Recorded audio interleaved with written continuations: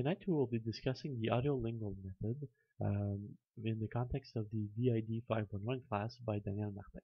So in the first step, we will discuss the historical perspective, then we'll move on to the theoretical basis. We will proceed with associated researchers, and then the procedure of how to apply this method. We will then have an example that is displayed on YouTube. And finally, I have some reflections that I wish to share on this method. What is the historical perspective for the audio-lingual method? Well, first of all, it starts with the Coleman Report in 1929, and this report was in reaction to the fact that English was pretty much the only language necessary in the United States. Therefore, it recommended using the grammar translation method, as no other languages were necessarily being used on a regular basis. Then we move on to World War II, and this is a big change for the audio-lingual method. World War II starts, and the American Army realizes that it lacks resources, people speaking languages, European modern languages, and Asian modern languages. Therefore, it develops the Army Specialized Training Program that will allow soldiers to be trained very quickly, and this, we could say, is the father of the audio-lingual method. From then on, we move to the 1958 National Defense Education Act, and this is in reaction to the fact that the Russians had sent a satellite to space, and from then on, the United States realized that they are not at the forefront of science anymore, so they will fund research and development of teaching methods for modern languages, thus the audio-lingual method. So what it is exactly? Well, it starts in 1952 with the structural notes and corpus, a basis for the preparation of materials to teach English as a foreign language. That is the basis of what will become the audio-lingual method. Let us now move to the theoretical basis of the audio-lingual method. So it starts with the general form that was part of what we just mentioned, the structural notes and corpus. So if we go from then, the general form simply states that in order for a language to be acquired through the audio-lingual method, one must go through this order of operation. First of all, an oral aspect, so a listening aspect. Then we move to pronunciation, then speaking, followed by reading and writing if necessary. This is because the audio-lingual method is established on two theories, the behaviorism and structural linguistics. So let's start with behaviorism. First of all, according to Skinner, languages are a set of habits. When we speak, we simply reproduce a series of sentences that we know and that are habits for us. Therefore, when we're learning, we may not tolerate errors. Errors are not to be accepted, and positive reinforcement must be used. A student does things properly, we say congratulations. Structural linguistics gave us a different perspective on this, especially in the audio-linguistic method, in a sense that it sees language as being structured in a very specific way, from phonemes all the way to the text. This will be shown in the development of the audio-lingual method by the fact that we use a sentence, a model sentence, and we modify only small units of it, ultimately reaching to the whole text. In education by itself, it also means that teachers must be preparing the whole material because students cannot be left on their own in this situation. So let's move away from the theories and go towards the researchers that were associated with this method. And we'll start with Brooks, because Brooks is very important, and we see him often when we come down to seeing who talked about this method. Brooks is from Yale University, and he's the one that will say that for all languages in the world, all of these languages are spoken first. Some of them will eventually become written languages. However, they all start by being spoken languages. Then we'll move to Moulton, who will also say that languages are first spoken, then written, and he also adds the fact that languages are sets of habits from Skinner, and he also adds that we need to learn languages as native speakers learn the language and not uh, teach what the language is.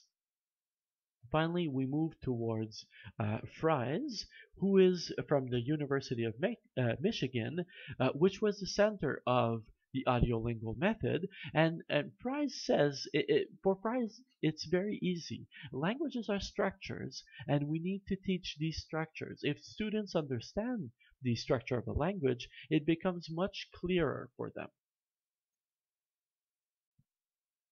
So, how would one describe the audiolingual method? Well, first of all, it starts with a teacher who presents a new dialogue. Then students would repeat this dialogue as a whole group, and then we're moving towards individual students who would also repeat the dialogue. The idea is to identify errors as soon as they are made to make sure that these errors are not fixed in the habit of using the language. The teacher may then, and this is a big may, work with a student-to-student dialogue practice. So it's a pairing of students that would repeat the dialogue that we had just discussed. Once the repetition is done enough, the teacher will apply a modification to the dialogue. This is the element on which the teacher wants to work. So for example, in the example of an introduction dialogue in which students have learned to say, "Hi, my name is Daniel, how are you?" The teacher could apply a modification by saying, "Hello, my name is Daniel, how are you?" Or, "Good morning, my name is Daniel, how are you?" This comes from structural linguistics because the idea is by applying small changes to the language, we slowly but gradually move towards the whole text that can be modified in any way. Uh, this is the theoretical background being applied in a very applied way. Then we drill.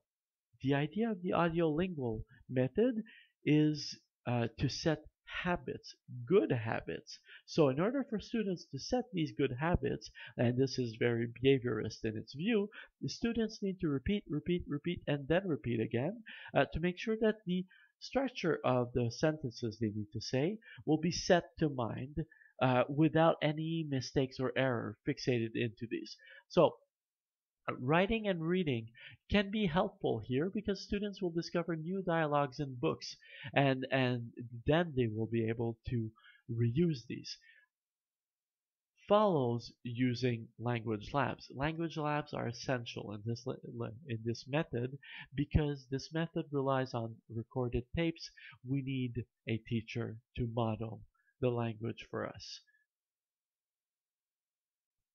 Okay, so now who was targeted by this method? Well, the method first targeted World War II soldiers because they needed to learn the languages in Europe and the languages in Asia. Uh, so these were the first test subjects for this method. However, in the 1950s, we moved towards highly motivated learners. So these are mainly immigrants or learners of a language that need to do this very quickly. The idea of the audiolingual method is to work quickly towards understanding and being able to speak a language. In the 1960s, the focus will move more towards international languages. So highly motivated learners are learners that need to learn English mainly. International language students are learners, specifically scientists, that need to learn modern languages in order to share knowledge. So this is more true in the 1960s onwards that the international language students were being targeted. So let's now take a look into what the audiolingual method actually looks like. Good morning, class. Good morning. How are you? Fine, thanks. How are you? Fine, thanks. Good. I'm happy to hear that. Today's lesson is going to be about two people, about a salesman, a special kind of a salesman. Now, you know what a salesman is. That's a person who sells something to somebody else, a salesman. We're going to, today the salesman is a vacuum cleaner salesman, and the other person, and let me write that. The other person is a woman, or we could call her a housewife. So now, I want you to just listen and watch what I do. Listen carefully, watch what I do, and try to understand, okay? Now, I'm the salesman now, okay? I'm going to be two roles. I'm going to be the salesman and the woman. Okay.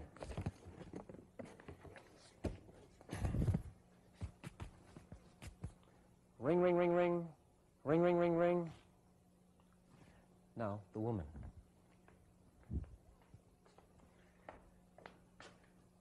Hello? Hello, madam. Would you like to have the cleanest house in town? Yes, of course I would. Then, madam, you need the amazing Hoover vacuum cleaner.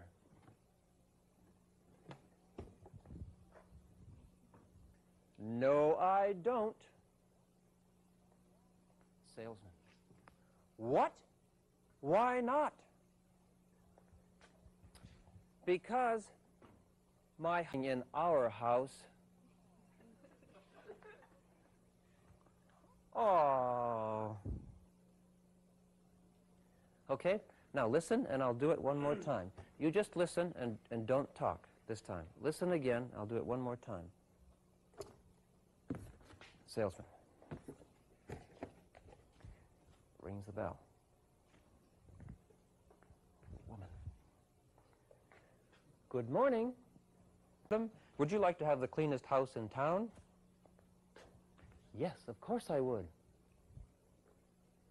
Then, madam, you need the amazing Hoover vacuum cleaner.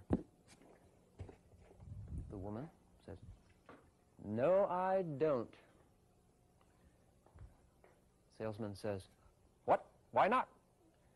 And the woman says, because my husband does the cleaning in our house. And, oh. All right, now, we're going to learn this together now.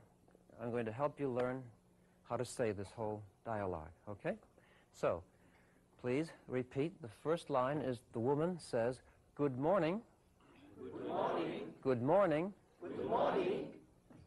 The salesman says, good morning. Would you like to have the cleanest house in town? Good morning. Which house in town? Okay. House in town. Just say that much. House in town. The cleanest house in town. The cleanest house in town. Okay. Now just group D here. The cleanest house in town. The cleanest house in town. A. The cleanest house in... That's okay. The cleanest house in town. The cleanest house in town. The cleanest house in town. The cleanest house in town. Okay, now just you. The cleanest house in town. House in town. The cleanest house in town. The cleanest house in town.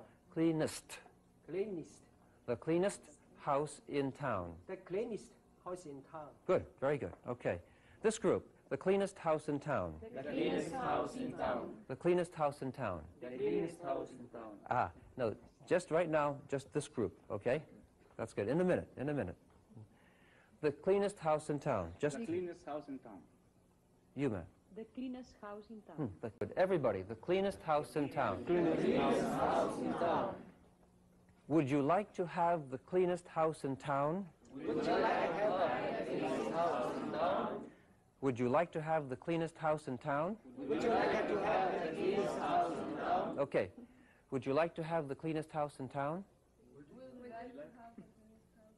Good. Okay, you. Would you like to have the cleanest house in town? The cleanest house in town. Would you like to have the cleanest?